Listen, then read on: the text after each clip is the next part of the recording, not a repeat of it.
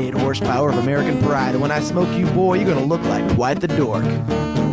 So come on, go, go, go, little light blue Saturn. Let's roll, roll, roll right down the street. Oh no, no, no, no, what's the matter? I think I made my life. Okay, let's try this on MotorMouth Radio, Long Island's automotive talk show. We had a little technical difficulty that we worked out, and we got it now. So you've tuned in. You've got your host, Ray Guarino, Chris Switzer, and that song was for Tom in Massapequa, because last week he wanted to find a song for your tracker.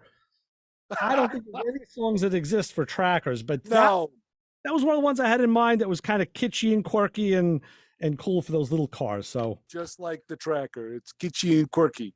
Like Blue Saturn, right? So anyway, okay. Hi, you're back. I love it. I'm back. We have a show. We do, as far as we know.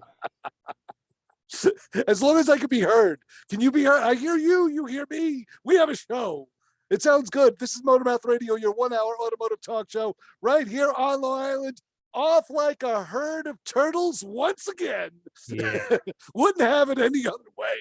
The engineering is profound here. So hopefully everything is good. Hopefully everything is recording. We had a little glitch last week that I think we worked through. Well, maybe. We'll see. I think I saw what it was this week. So there's always that, when you have multifaceted video and audio feeds, they sometimes fight with each other, and that's what we had today. We had a fight. So, hey, I want to tell you, we have a great guest this week. We have Luke Tucker from Easy Red will be with us around 12:15.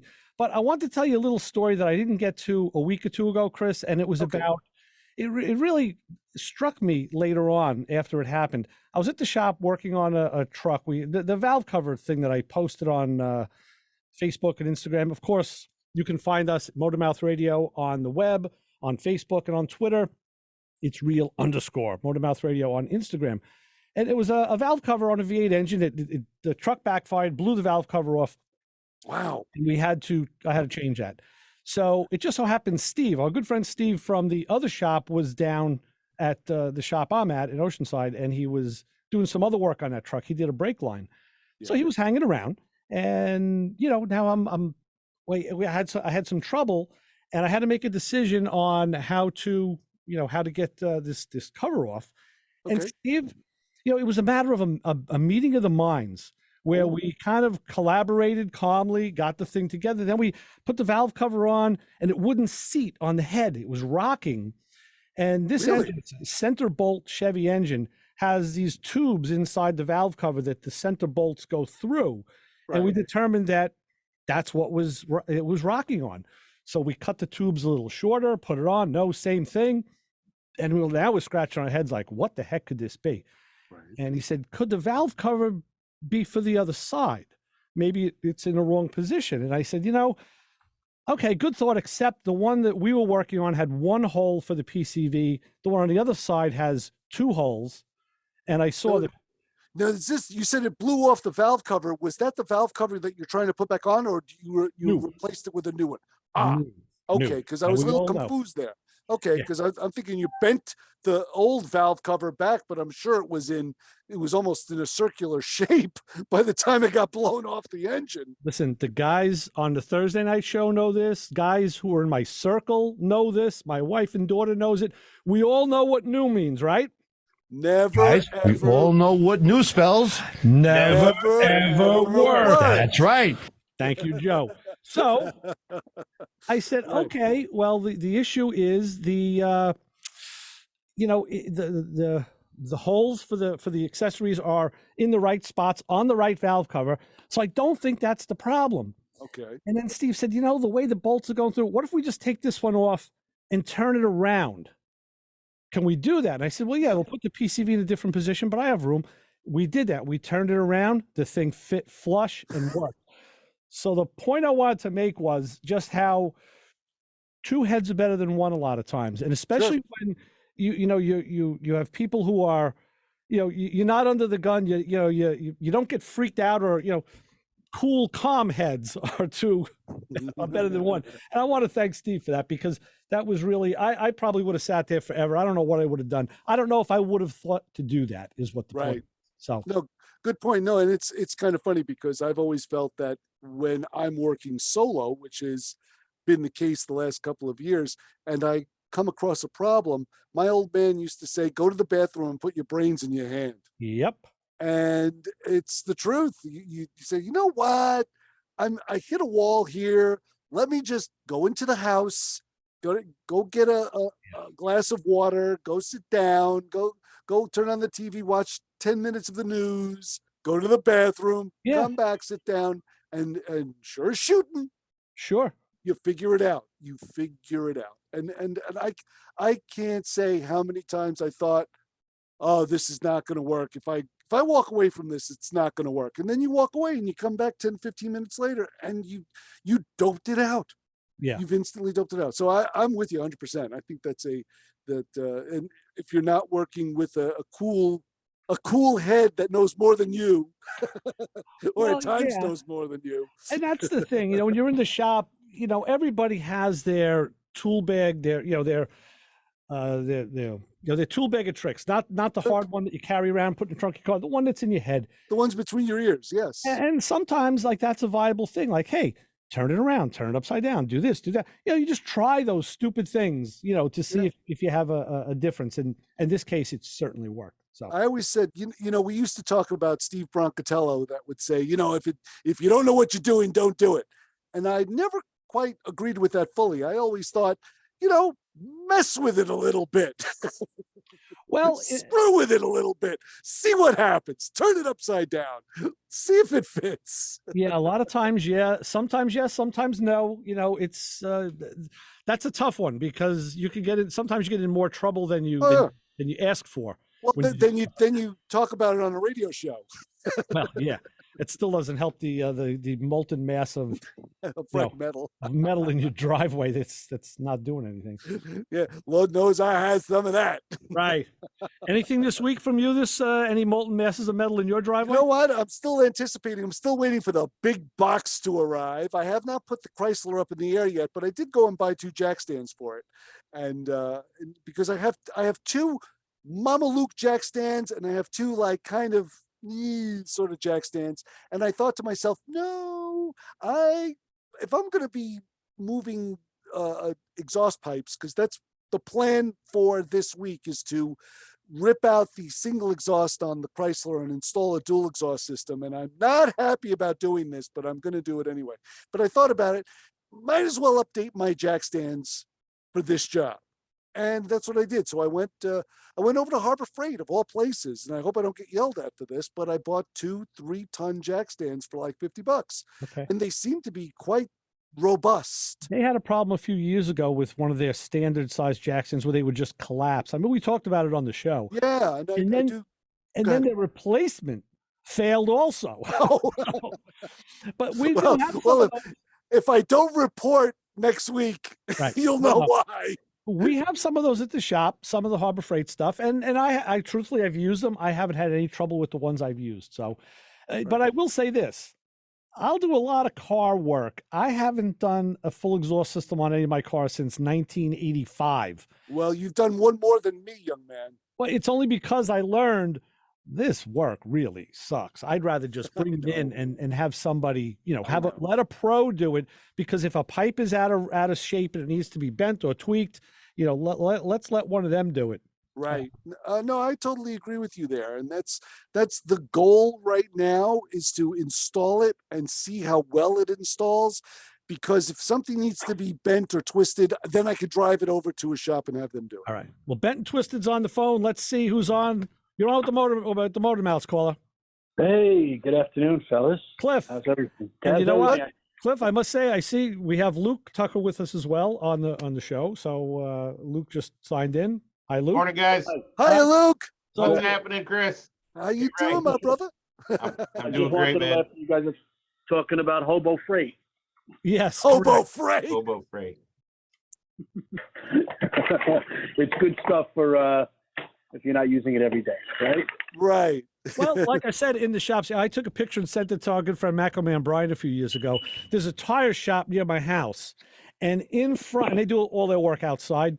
They had a lineup of floor jacks. It looked like an alligator convention. and they were all Daytona jacks. They had and every color. They must have had 30 of them out there. Wow. And we have them at the shop. The jacks, they do seem to stand up, and the jack stands, except for the ones that were crushing people, do seem to be okay. So, right. You can only make that statement. I bought a bad jack once. Once. I bought a couple of nice tarps from there. Yes, I bought a lot of ancillary stuff, and I also bought I bought this set of tarp rings. There's those aluminum rings with the staking tool, so you can put your own ring in it and put a bungee cord. That works well too. Good. I just wanted to check in and say hello. Great show as usual. Thanks, Cliff. Thanks, Cliff. Right. Talk to you soon. Bye bye. Listening to you guys in the garage. All right. Tuning up to Doom Buggy. See you later. Cool. So long. All right, it's getting to be show season, right? People are getting out and doing stuff, so that's very good. Exactly. Luke, how are you? What's going on? Everything's great, man. How about you guys? I got to show you something, Luke. You're doing well. Yeah. I have your light. And let me tell you, this thing has been to the mountain and back with me. I see that. Nice, Chris. It's got paint on it. It fits around my neck like perfectly. Yeah. I love this thing. So I just wanted to show it to you. Shout out to one of the best rechargeable lights I can find that you have that from your company. It's wonderful. I appreciate it, man. That's it definitely was a home run. You win some and you lose some. That one was a big win. Mm-hmm. It sure was. And I can't tell you how many times I've dropped it. Literally I've sat on it. It's funny, Chris, like when we were in the initial discussion, it's like, well, it'll be like a necklight. And I'm thinking, well, it's kind of like a novelty, but whatever. That might be cool. We might sell a few thousand and then discontinue them. And it just really worked out. I guess I was wrong. I'm not wrong a lot, but I was wrong. I was wrong then. And you know what, fellas? We have someone on the line, a caller on the line who I think I know uses a lot of lights. Caller, you're on with the MotorMouths and Luke from Easy Red. Hey, how you doing, Ray? It's Steve Webb. Steve. Steve. All right. My compadre in the valve cover fiasco. Right. I thanks for the shout out. I just got to add something. Basically, when it comes to the topic of problem solving, most mechanics don't take responsibility. And the first step of solving any problem is taking responsibility, and you ask yourself this question: what did I do or didn't do, okay, to cause this problem, okay? So it's either one or the other. Either you did something or you didn't do something, okay? So once you take that responsibility and ask yourself that question, okay, you will solve the problem, okay? So it's too many times it's the buck is passed and the mechanic will, it's an aftermarket part, they never fit right, or it's used and it's rusty and it doesn't work. It's always 101 pointing the finger in the wrong direction, and you never solve the problem. Okay, so well, in this case, Steve, that's kind of where we were. We were using an aftermarket replacement part that should have fit, but it didn't. Problem. No, and it wasn't the problem. That's right. Yeah, it was something we did or didn't do. And in that case, we didn't turn the valve cover around. That's what, so it made me wonder if it made me wonder if somewhere along the line someone else had switched them side to side. I followed what was there, so maybe I just followed the last mistake. You could have, but once you take that response, once you take the responsibility and you say, what did I do or didn't do? You're going to solve that problem. One case, real quick scenario, I learned that lesson. I had a problem, electronic problem with a computer problem, if you ever want to call it. And right away, everybody blames the computer. Yep. Okay. Oh, the computer. So I had a check engine light I just could not extinguish. So I even called in the show and we talked about it with Joe and everything else. So in this case, okay, it wound out being a computer. Okay. So we went down the diagnostic tree and finally, so I go and I get another computer, a new computer, put it in. Okay. Same problem. I was going to jump out the window. You know, I was going to jump out the window. I said, what the heck could this be? So I said, what did I do or didn't do? Yeah, you know, so I said, what I did was put the computer in. All right, let me take the computer out again. I took the computer out, and wouldn't you know it, I bent a pin putting it in. Okay, There you go. I bent a pin putting it in. I did it. Okay, I did it. I bent the pin on the new computer, and that was the problem. So once I straightened it out, straightened the pin out, the thing worked perfectly. So that solved that could have went into junk in the car at that point. Yeah. You know, but when I asked myself, I said, what did I do or didn't do? You know, and sure enough, I did something. I bent the pin, you know, so, but the moral of this story is take responsibility, you know, don't pass the buck. Okay. Ask yourself, what did I do or didn't do? And you'll solve the problem. You know, that's why I called it. Sage words, Steve. Thank you very much. And again, it's a pleasure working with you always. Absolutely. All right. I'll listen to you, Joe. Great. All right, Steve. Thanks. Thanks, Dave. All right. So here we go with Luke Tucker from Easy Red. Yes. Yeah. Luke, you know, great things as always this year from Easy Red. If I stretch, I have a flyer. I have some of your stuff here.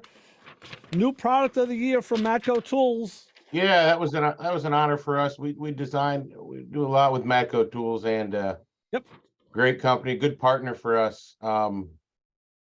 Just, you know, easy to do work with, and they got some great dealers. It's just awesome. Yeah, it was an honor for us. It was great.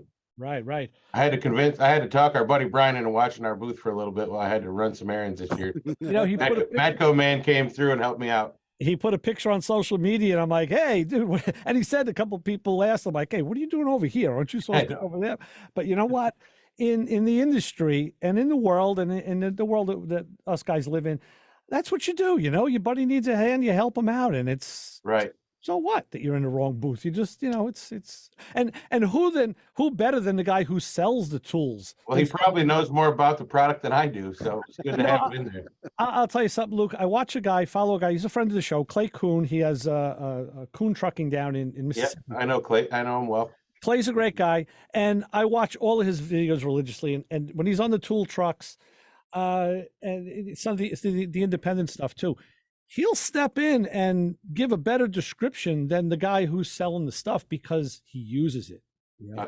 I'll tell you, that's going to these trade shows. It's not, for me, it's not about how much did we sell, you know, what was the, you know, return on investment, stuff like that. It's, you know, we came out with our quarter stick. It's on the website. It's a 4S12L. We have a patent on it. It's a really long 1/4 inch flexible. On one end is a 1/4 inch drive, a square drive, and on the other end's a 1/4 inch bit drive with a magnet in it, and they flex and lock. And really, it's a pretty cool item. 12 inches long. It's just super handy for all your small work, you know, 1/4 inch stuff. But I was talking to a guy, and he was telling me how he sold to a customer, and that his guy got in and took out an actuator through the glove box and saved like 2.5 hours of work. And he told me that story. And from me hearing that story, telling the story to other customers, I probably sold thousands more than I would have. Just because you think like, that makes sense. Why didn't I think of that?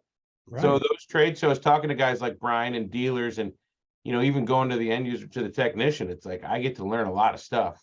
Might not sell on the spot, but it really helps, you know. You know, that's like you came out with these spray can holders. Chris, things are pretty cool. Who would have thought? Who would have thought, right? No. I didn't bring a spray can in with me. A spray can holder. Yeah. Yep. Now, what is that little thing? It looks like it looks like a little creeper, actually. Yeah. It does, like a scaled down Lyle creeper. But it's got these great, you know, neodymium magnets on it. You put this on your toolbox or wall, and a spray can fits with the bottom. Let's see, it's got an edge. It'll kind of line up, you know, right like on that. And now that's brilliant. And the can, of course, is magnetic. The magnet stuck it in. What else is cool about that one, Ray, is if you got it on the lift or wherever you have it, and you go to use the can, you take the cap off, right? And you see those little fingers on the top? Yes. The cap sits right in there. Instead of, you drop the cap, you step on it, and 4,000 little plastic pieces go all over the place. Yeah. Oh, wow. Little can holder. Yeah, it's neat. That is pretty spectacular. And it's got some holes in it too. Can it be mounted on a Big board and on the wall. Yeah, correct. Yep. brilliant? Yeah, because I'll get some of this out to you, Chris. I haven't had a chance to. no, that's It's great. This is a wrench rail. You put wrenches in here, and all the stuff now is flexible, which is look phenomenal. at that. Yeah, it bends so easily. Yeah, it makes a great mic flag. Now I got to tell you something, and here's something that Brian taught me. Luke, you'd sent this little 4-wrench holder, and I'm like, I couldn't wrap my head around who would want just a 4-wrench holder. So believe it or not, what I did is I had my own variation of this. I hope everybody's watching this on YouTube Live. This is really brilliant. I put my little Matco pry bars in it. Oh, cool. That's awesome. And then Brian told me, when I was talking to him about it, he laughed. He saw my post. He says, no, this is an addendum for this. Right. Yeah, they're both magnetic, so you can kind of, they don't fit together per se like a male and a female, like a slot that it slides into, but it's magnetic. So you can make your 12-piece a 16-piece, or you can modularize it and do your whole toolbox, like just lining them up. And I said, Brian, no, I never thought of putting the little one with the big one, because he said, yes, you could have a smaller or a wrench set that encompasses more sizes. I said, wow, there you go. So now you have dual. I like this little one for a reason. I have a little shop in my basement where I do electronic work and I do carburetors, and I'm using all sorts of little small tools. And this is great because I just stuck it on the front of the toolbox, and the little things I use a lot, like picks and I put it right there. It's right in there. So again, everybody's going to find their own use, I think, for this. Yeah, stuff. Ray, it's cool. We call it a wrench holder, right? But I've had some people send me pictures of they've got all their screwdrivers in it, and it fits perfect. You can pick it up; they don't fall out. Exactly. So And yeah, my garage is definitely surfacely challenged. Yeah. There's junk everywhere. So I do have available wall space. And I was laughing because just recently I was digging through the drawer I have of just wrenches. And I got SAEs on one side and metrics on the other side of the drawer. But of course, that doesn't work out very well because there's no partition in the middle. So the wrenches are all, you got to shovel through them to find the size you want. Something like this would be perfect to be mounted on a wall and the wrenches to have right there. And of course, when one is missing. So look, let me ask you, this piece right here, it has 4. What is this for? That's another red modular block of some sort that looks like it holds 4 tools. I have yet to figure out what to do with this. Ray, so you put that on your cart or your toolbox, and that will hold your pry bars. It'll go up to like a 50-inch pry bar. So instead of the single one, right? This is gotcha. Okay. But Ray, is that also magnetic? Yeah, of course. Yes. Yep. And if I could do a chin up, I'd be able to do one off it. That's how serious. That's strong. Wow. 4 magnets in the back. Yeah. And it's got 4 magnets in the front to hold the tool. So Luke, do all of your tool holders, are they all magnetic? They are, Chris, but they also all have that set screw hole if you want to pegboard it, and they're all an inch apart, so they'll fit on a peg. Or if you want to put it up somewhere where there's not a non-ferrous surface. So Right. Wow, that's nice and versatile. If I didn't promise Tom, because he brought a Sicilian pizza in here last week, that I play a song for you, I would have dug out Metallica's Death Magnetic. That's magnetic, yeah. Because I thought that would have been perfect. Yeah, we saw like a gap for technology and for newer state-of-the-art organizational pieces. There was a lot of Ray, you sent me that cool ad from a long time ago, but it hasn't really progressed. They're pretty basic. Your wrench holders are a V, and you can only put the size where it belongs. And we had a wrench organizer we came out with about 10 years ago. It was aluminum and it was low profile. It fit in your 2-inch drawer, and it'd hold up to like a 25-inch wrench where you could open and shut it. But when you picked it up and held it up, all the wrenches fell out. Yeah. It was magnetic, but it wasn't strong enough, and that was everyone's complaint. So we came out with this. Right. And you could put a whole set on. You can go up to 24, 26 millimeter. You can hold it vertically, shake it, and they'll stay right put. Sure. Like Brian tells me that he puts it on his sunglass case, his Oakley case, because it's magnetic. And he puts a set of wrenches and he drives around on his truck. He gets to the shop and the guy's like, how come they didn't fall? They're like, well, because it's super strong, Yeah. That helps him sell it. Both Chris, the wrench set and the holder. So what Luke was talking about a second ago was I read old magazines and it was a super stock from 71 or something, or 74. I had give you and they had a picture of it was a bad grainy black and white, but they showed under a car and it was like a magnetic wrench rail that, with probably, I don't know what kind of magnets they were using back then, but to hang your wrenches under the car while you're working. And I said, wow, that was the early version. Who knew that they were doing that way back when? And now, of course, Easy Red has this new, a real nice, beautiful version. And these things can be cleaned real easy, I guess, with some WD-40, just like your screwdrivers, you can just clean them off. And so much more versatile. But yeah, it's kind of funny when you see something that was done, 40 years prior, and now the evolution of how that product has changed. Yeah, I like that ad was cool. I like that. I actually sent it to some of the guys that work with our graphics artists. He thought that was super cool. So yeah, it's neat to see that, right? Because it's kind of hard, a wrench organizer is a wrench organizer. How much different can you make it, Yeah. Well, like you said, I've always used since the late 70s, early 80s, and I still do the sawtooth wrench rails, and they're plastic, and you set it up in a V in your box, so the smallest wrench is in the front and the biggest is in the back. And I'm comfortable with it, so I've always used them. And but I've seen other, now of course all the tool companies, well, not all of them, but many of them, what they do is they have their wrenches and their tools in the pre-cut, the laser cut foam. Oh yeah. And this is what I'm always on Brian's back about. I said, I bought a new screwdriver set and it was in, Snap-on stuff and it was in plastic. I said, I can't put it in my toolbox drawer. I don't have a new toolbox. I have an old toolbox. Yeah.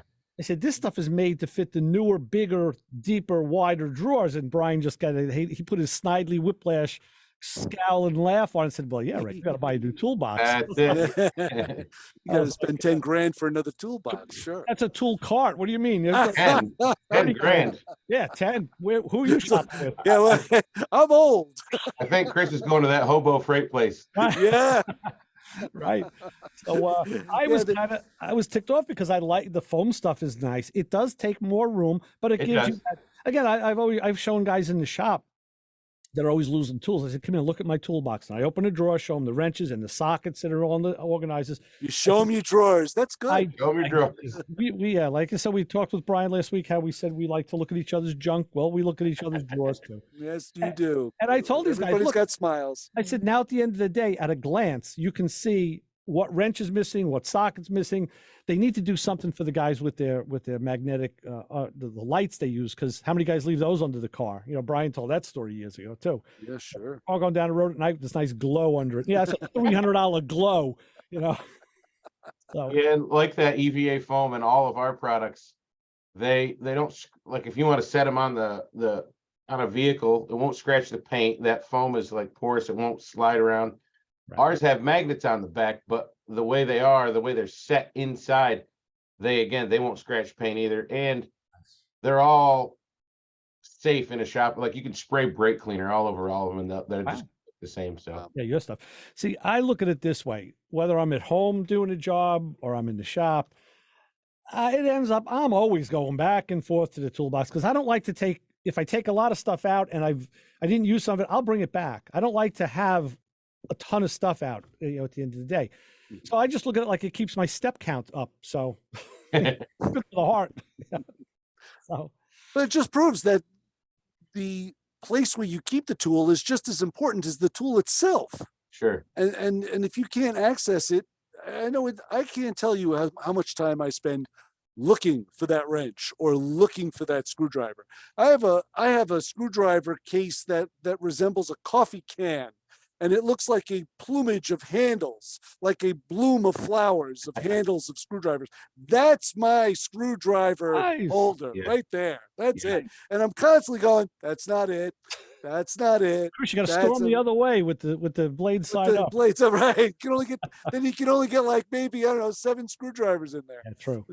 So yeah, where you keep them is just as important sometimes. I know it saves a lot of time. That's for sure. Well, and if you're a technician and you're spending 30 grand out of toolbox and you're a lot of money on the tools, you want to have something nice to hold them to put them in, right? And you want to make as much room in that top drawer as you can to fit everything you need, and so you don't have to buy multiple toolboxes, so right.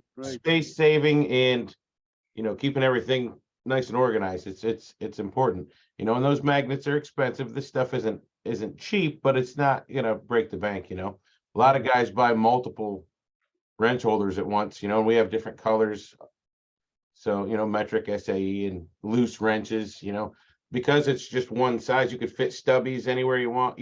Size doesn't matter, right? I mean, well, there you go. Some people say it does, but Hey, that could be a new T-shirt logo. Right. Right. Size doesn't matter. With us, Easy Red, size doesn't matter. Doesn't matter. So I'll tell you what does matter. The bottom of the hour where we're at, and we have to do our duty here. I have to tell you that you should listen on this. We listen to this show. It's great. Herbally Yours. I get a lot of tips from this. It's Tuesdays at 3:30, hosted by the natural nurse Ellen Kamai. Show focuses on current issues in natural health, such as natural foods, herbs, essential oils, and mind-body techniques. Boy, I need more of that, so I'm tuning in. And I must say that the weather today is powered by Pantano's Gourmet in Hewlett, Uniondale Garden City Park, and the newest location in Freeport on Atlantic Avenue. It's partly cloudy, about 51. It's going to be real nice tomorrow, though. It's supposed to be 60, almost 70 by Wednesday. And we will be followed by vast patches of dark tonight, which will again be eclipsed by light in the morning. Widely scattered, yes. Same here. Chris, same here in the Nutmeg State. We got about the same mix of sun and clouds. Highs will be topping out around just shy of 50 degrees. I would say it's a windows down sort of day if you're out with your classic car. Yes. Just the windows down and the heat on, but don't put the top down. More importantly, do we have an honor group of the hour? Yes, we do, right here on MotorMouth Radio, the honor group of the hour this week. If you have no use for that bottle of chrome polish sitting on the shelf, before you know it, you don't own a single vehicle with chrome bumpers, and that bottle of chrome polish is languishing on the shelf with nothing to do. Nowadays, there are some truly collectible cars that do not have chrome of any kind. Those Fox-bodied Mustangs, 5th-gen Camaros, any Charger or Challenger in the last 15 years don't spot a stitch of chrome. So what can you do with that bottle of chrome polish nowadays? Unless you have chrome wheels, you may have to get creative. So you may have to, it may be able to take some errant water spots out of the windshield with the stuff, but I would probably ask a glass professional before I would start smearing it all over the windshield. So get that bottle of chrome polish out of the garage and put it in the bathroom where it belongs, so you can take care of those nagging water spots on the faucets. Nice. So if you have a bottle of chrome polish with nothing to do and a bathroom with brushed fixtures, then you may be part of the MotorMouth Radio Honor Group of the Hour. And the same goes for that bottle of vinyl top cleaner sitting next to it. Good points. All right, we're going to take we'll play our spots. Luke, hang with us. We'll be back in just about 2 minutes while we take care of some business. We'll make it a little shorter break this time so we can get back to Luke and talk about Easy Red and all the great tools. So here we go. This is another one. It's the Muscle Car Blues. I wish we had time to play this whole song because it really is kind of cool, but we don't. So you're just going to get a taste of it here on MotorMouth Radio. And we will be back. Ray Guarino, Chris Witzel, Luke Tucker from Easy Red on MotorMouth Radio 90.3 WHPC. Keep it where you got it.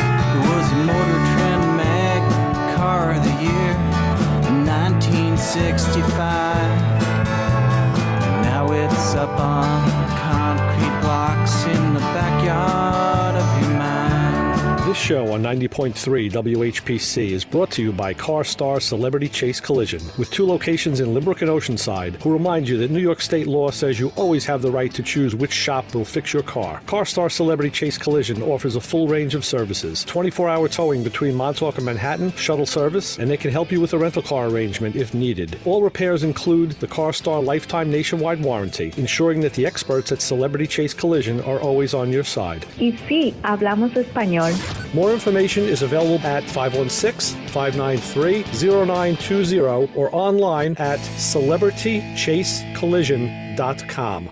Hey, this is Ray Guarino, host of MotorMouth Radio, heard Sundays at noon on the voice of Nassau Community College. This show on 90.3 WHPC is brought to you by the Town of Oyster Bay. Supervisor Joe Saladino invites you to the Town of Oyster Bay's car show, Long Island Spring Classic, presented by Bethpage Federal Credit Union, News 12, Optimum, Whitey's Tire, Eagle Performance Chevrolet Parts, and PSEG Long Island on Sunday, April 30th at Tobay Beach, featuring classic, muscle, exotic cars and 4x4s, a food truck corral, vendors, displays, and live music by That 70s Band. That's the Town of Oyster Bay's Long Island Spring Classic on Sunday, April 30th at Tobay Beach. More information, including how to enter your car into the show, is available by calling 516-797-4121 or online at carshowli.com.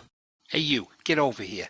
Every Sunday, 12 to 1, you are going to tune in to hear the MotorMouths, my friends Ray Guarino and Chris Switzer. 90.3 FM, WHPC. You might learn something. All right, the sweet sounds of some country muscle car blues with MotorMouth Radio, Ray Guarino, Chris Switzer, and Luke Tucker from Easy Red. Luke, you're playing a really good steel slide there. I'm very impressed with your prowess. You're excellent at that guitar work. Very good. Thank you. Very good. That was New Riders of the Purple Sage, wasn't it? You know, you would think that was New Riders. No, that was let me see, who the heck does that? This is a compilation. Let me put on my spectacles, and that was track number 14. This is stuff that was never on the radio. Yeah, it's by Joe Fahey, Roughish. Yeah, some guy named Joe Fahey did this. All right. So I don't know. We'll go with it. Yeah, this is a Tom asked where does my music come from? Well, this one is from Car Talk. Of course it is. The other show on the NPR that was so good, and they actually had listeners who sent them in songs that they made that were all car related, and I bought the CDs. I said, "Yeah, give me those, man. That's great stuff." Mm-hmm. Very cool. Yeah. Luke, I'm looking over at the new products, and I see the 1/4-inch stubby combination drive and the 1/4-inch 8-inch long stick. How did you come about? How did these end up in your purview? Actually, it's cool that you asked, because it's actually a patent of mine in my name. Oh wow! The one I have, and we got into hand tools a handful of years ago, and we got some extra long ratchets and just some stuff that gets you out of trouble. And that extra long sold so good because they were just coming out with hybrids and everything was tight, Right. And I know 1/4-inch is popular, and everybody liked that extra length on the 1/4-inch we had. So I thought, why not have a combination with the square bit and the magnetic bit? Mm-hmm. And it just worked out. We designed the locking feature and the smaller 4-inch one, and it's just they're just 2 really handy products to have. I believe it.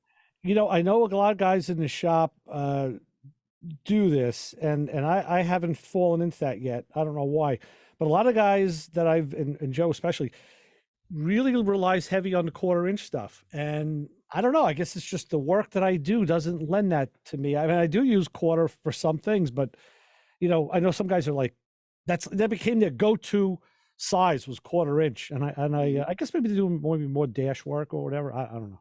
Yeah, body shop, dash work, small engine stuff. Guy next door to me, he does 4-wheelers. He's mud and snow, so he does. And that's they live by 1/4-inch, but 3/8, 1/2-inch, that's more popular and really strictly automotive. Yeah, I did. But everybody wants to have that 1/4 stick. They just it's super handy. I did buy from Brian these super deep 1/4-inch sockets. I think it's a 4-piece set. Maybe it's 8 8, 10, 11, and 12, 8, 10, 12. I don't know. You know, for inside bumper work or doors, actually, I bought it because I don't do body stuff, but when I had to change the taillight bulb on my FJ Cruiser, you pull the rear panel off and then you have to go in and it's really deep. And I just said, you know what? I saw the body guys using it. I said, man, if I had one of those 4-inch sockets, that would be sweet. So Brian said, awesome. Those, yeah, that worked out well. And the thing I found about other 1/4-inch ratchet drives is they're always loose. They don't seem, the ones I have don't seem to, they don't really have the quality that you would want out of a 1/4-inch. Which ones do you have, Chris? Oh, you know, Husky, Craftsman. When you set out the Scarol, you get listen. You get what you pay for, Chris. Let the Benjamins see the light of day. Come on, I know that they squint when you open that wallet. The ratchet rattles. Yeah.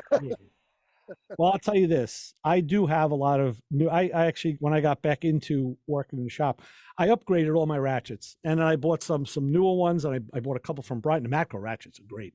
The newer ratchets, by almost anybody, are far superior to what we used back in the day. I will say. Like it's like anything. Like when you think they couldn't make it any better, they do. Yeah, I mean 72, 80 teeth. You know, super fine. Yeah. Phenomenal. Even the comfort grips, that's just like it's unbelievable. Yeah. Brian, Luke, are those? I was looking at the comfort grips as well. Are they durable? Like they're durable, yeah. Yep. Really? Hold up in a shop. Everything we have has to be durable, especially, you know, hand tools are great because they're popular, but from our point of view, you put a lifetime warranty on it, you got to hold your breath, you know. That's a big statement, right? Lifetime warranty. That sure is. And you offer that. We do. Everything chrome we have on our website or that says Easy Red on it is lifetime warranty. Yeah, I'll tell you this, 2 things. I had bought a snap-on ratchet off the truck. It was used. Somebody had traded it in, and the pawl was a little weak, and the handle was all chewed up. I think his dog was using it. So I got the rebuild kit for it, and I got a new handle. Put the handle on, and it looks brand new. Yeah. But Brian says he wanted me to remind you, Chris, about Matco's having a new ratchet trade-in program right now. And they got the Matco black ratchets are beautiful. Yeah, I got a chance to see those a couple weeks ago in San Antonio at their trade show, and I'll tell you, they catch your eye. They're black and their handles are like a nice. There's a purple and a red, and it's just they look beautiful. The new colors, purple and blue. Blue, yes. They went around for a long time about everybody having some problems with that. I was a big fan. I said, yeah, absolutely, and yeah. So any of the new ratchets are just phenomenal, much, much better than you would find in the past. So yeah, I think our Easy Red hand tools, the quality's there. It's a good, I say like an entry level technician. You know, you get out of school, you're coming in, you don't want to spend $180 on a 3/8 ratchet. That's okay. You know, you get the Easy Red one. The quality's there. Sure. You know, it's not quite the name, but the quality and the warranties there. It's a great ratchet. You know, and a gear wrench, you know, a Craftsman was always the go-to. We all have Craftsman tools. Of course, now they're made in China. So I don't have any new Craftsman stuff, so I can't speak to it, but I would imagine maybe it has changed over the years. But yeah, there's plenty of choice out there. And now like companies like Easy Red with tool storage solutions, that's the next step that's just so beautiful at the integration between, you know, the guys like you and the tool companies. It's a natural. Yeah. And what we're super proud of at Easy Red is, you know, 1, 60-plus-year-old company. 2, we have, we're up to almost 8 industrial designers. So a lot of these companies, you just named a couple ones specifically, Gear Wrench, their business is based on going overseas to China or Taiwan, finding an existing product, putting a orange handle on it, changing the marketing, making it yours, and going to market, going to business. We have 90% of our products, 100 of them now, coming out, moving forward. We have drawings, designs, mostly patents, 3D prints. It's ours. Nobody else has one like it. Right. So that's one thing that keeps us unique out of most other companies. You know, a lot of these tool companies, they're just label swappers. Which is great. And I guess the reality is once the patent runs out, then they will get copied, and you'll see the knockoffs from the offshore stuff. Because that happens. But that in itself speaks to the quality of the tool of the item, because if it's worth knocking off, that means it was worth having in the first place. Right. You know? That's how I see it. But it's hard these days to, you go, I don't care if you're food shopping or tool shopping. It's hard to find, say, I'm only going to buy American. Yeah. Good luck. It's impossible. Yeah. To be honest with you, if you're going to be a tech, if you're going to have a shop and you're going to work on vehicles, most of your products are going to be Taiwan and China. It's just reality. Right. Mm-hmm. Exactly. No, it's true. So what's new coming out of the Easy Red company right now? What does 2023 look like? So we are really concentrating on that organization. So more specific things as far as like maybe you might see some drill bit holders that are magnetic and unique, and actually some 1/4-inch bit holders that fold up and you can stick them somewhere and bring them with you. Nice. Just kind of keeping that organizational thing flowing. We're getting some ideas from some local techs, like, man, I could really use help organizing so-and-so, and we come up with an idea. So that we're going to stick with and keep building on. We also were one of the first companies to do cordless rechargeable work lights back in the early 2000s. And we got into that. We started selling our extreme light, and we actually had a flip light. And when flip phones were popular, it was an FL 1701. It was a light that looked like a flip phone. You'd close it and the switch would shut like a refrigerator door, would turn off, and then you opened it and it was a little inspection light. It was cool. Yeah. And then everybody started getting into lighting, so we backed off a little bit, concentrated on some other things, hand tools, organization. Still had our core lights, but then a lot of these companies, they ran out of ideas or copying products in China, so they backed off. Now we're getting back into lighting again. So we've got a few cool lights coming out. You might see a Generation 2 neck light. Okay. Yeah, a lot of wearable stuff. So we all use them, and I don't remember the model number, but the Easy Red light that I have, it's got, like some other ones, it has an edge light on it or the large light. And that edge light is great for getting into tight spots. You're in an engine bay, you want to look down, you want to look for maybe the socket that you dropped. Yeah. That edge light is great. So what we build our lights durable, where you can run them over. They're big, they're durable, and they're shop lights. The markets kind of went away from that. They go to thin, flexible with joints that can rotate and move around and inside. Yeah. And you go to these factories and the warranties just pile up, because you got to put a warranty on a light too. Yeah. Usually they're a year for a professional cordless work light. And everything folds and bends and flexes. There's weak spots, and it's thin. It's nice to be able to work it in somewhere, but they break. Right. Yeah. So it makes it challenging, especially from a design point of view. Luke, how can people find the Easy Red brand of tools? Like the guys who aren't in shops and don't have tool trucks, how can they find your products? Sure. So Easy Red, it's sold online. You can go to our website. It's www.easyred, like the two letters E and Z, the color red.com. And we have a tab that says where to buy. The Amazons, a lot of our customers have their own websites, but mainly we push people towards the tool trucks. That's where a lot of our products are sold. I think they can take care of everything for you. We have a tool truck on the line. Let's say hi, caller. You're on with the MotorMouths and Luke Tucker from Easy Red. Hey guys, what's going on? Metal Man Brian. Brian, what's up, buddy? What's up, Brian? Hey Luke, what's going on? Oh, not much, man. How's everything with you? You getting a lot of your inventory back or from the show? Yeah, I sure did, and I already gone through most of it. So I filled up the old shopping cart and filled up all the lights I got and rolled through the dealership. So it was good going, And I gotta tell you, Luke, I enjoyed running the booth for you. It was like maybe it was a thing for the future when I step out of the tool truck. Hey, man, you always got a job with us, Brian. You know that. Yeah, I appreciate it. And I'll tell you, Luke, just having a guy like Brian, all he's got to do is stand there, because he's a affable looking, nice guy. But all he's got to say is, "Hey, you Come over here. Yeah. You need Well, this. Okay. Brian and I next to each other, we could be intimidating. Yep. Yeah. You know what? You're going to buy everything on this table, and you're going to do it now. Okay. Have a nice day. Right. Yep.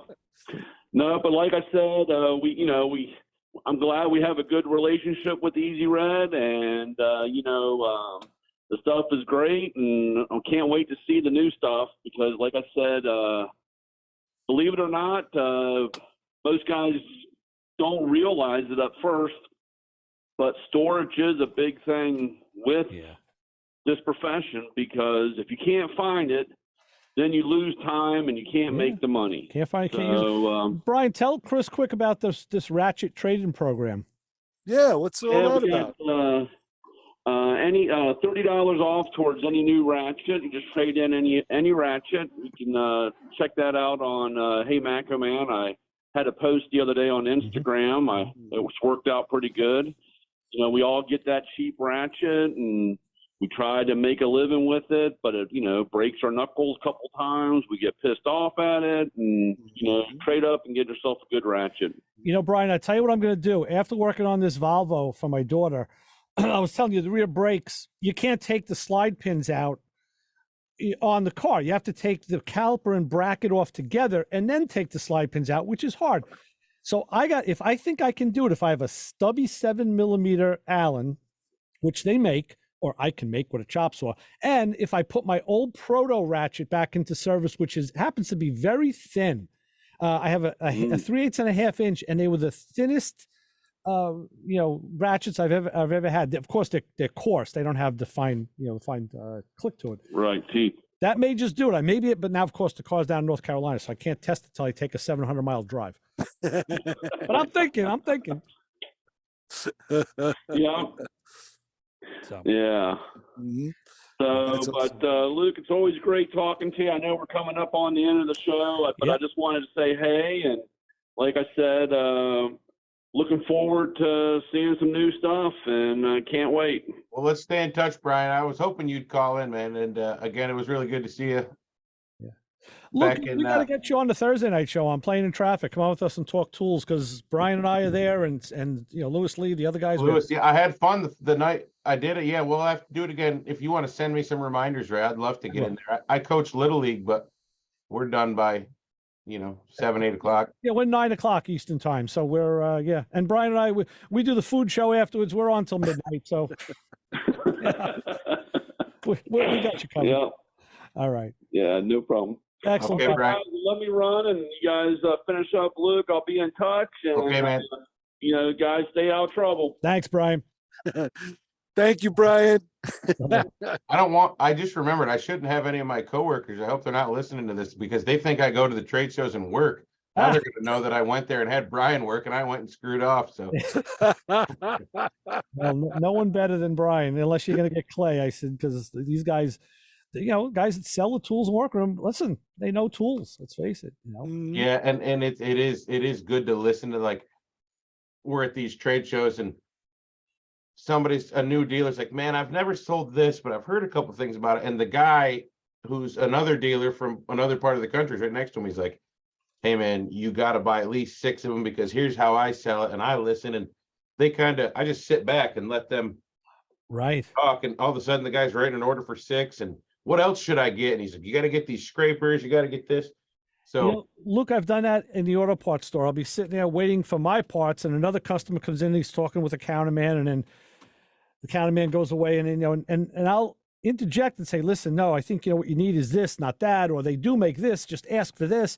I'm helping the customer. And sometimes I'm helping the guy behind the counter. Like, no, what he wants is really this, not, and you just have to interact, and guys are usually open to that. And the word of mouth is super important too. I mean, that I think is the best advertising possible. Well, because it's trust. It's like the guy's got experience. He has no reason to help me out. Right. At all. He could just as well say, hey, that thing's a piece of crap. Don't buy it. I've had a lot of break. Right. And of course, that has never happened with our products. No. But yeah, no, it's great because everybody's got something in common, right? We just want to help each other out. Well, unfortunately, what we have in common is the end of this show. So we're going to have to wrap. Luke, how can people find you from Easy Red? If they Again, we've talked about some lights and some other stuff, hand tools and organization. We've got a ton of products from scrapers to, it's all professional automotive based items. So check it out. EasyRed.com, 2 letters, E and Z, and then the color red. Right. And that kind of guides you. If you want to purchase something, it'll bring you to a place where to purchase it. We try to push people going on the tool trucks, but go check it out. And, I think you'll be happy with all the products that you get and find out it's a great business. And thanks for coming on, Luke, and we'll see you on a Thursday. We'll be in touch. Appreciate it. Have a good one. Thanks for having me. Chris, the people in the parking lot. Don't follow us home unless you got some Easy Red tools. Yeah, baby. Chris Ray Guarino, Luke Tucker. We're out. MotorMouth Radio, 100.3 WHPC. See you. See you, bye.